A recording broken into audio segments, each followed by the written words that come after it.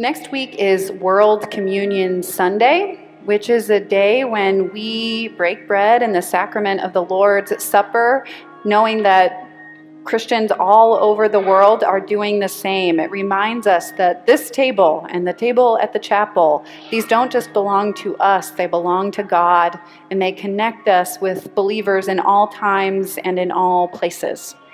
In that spirit of connection and unity, it is the tradition of the PCUSA, our denomination, to collect the Peace and Global Witness offering.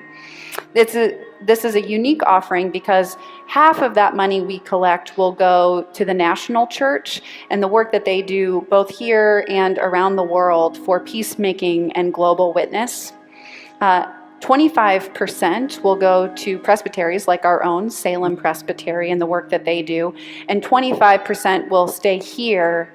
We use that for our Matthew 25 fund, which is all the time being used to make a tangible difference in people's lives, meeting their needs and helping to alleviate some of the burden of poverty.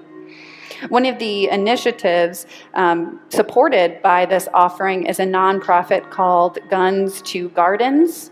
They take unwanted or decommissioned firearms and transform them into beautiful and useful things like gardening tools or art or jewelry.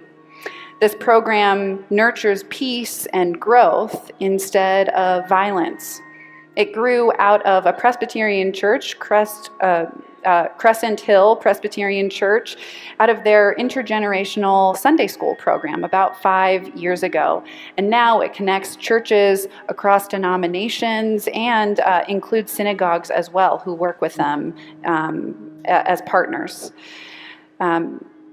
The work that they do also made an impact on a Presbyterian church in Louisville, Grace Hope Presbyterian Church. It is a historically Black congregation. They've been in their community since this time of the Civil War. Their pastor, Reverend Dr. Angela Johnson, was feeling very moved because their small congregation of about 42 members were experiencing on a regular basis the effects of gun violence.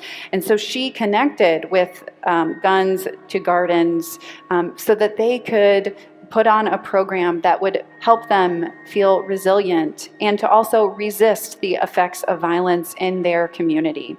I was reminded after I gave this spiel at the chapel that actually in our own presbytery there was a church in Winston who partnered with Guns to Gardens and did their own program, and members of our congregation got to participate in that. We are so much better when we bring our gifts all together.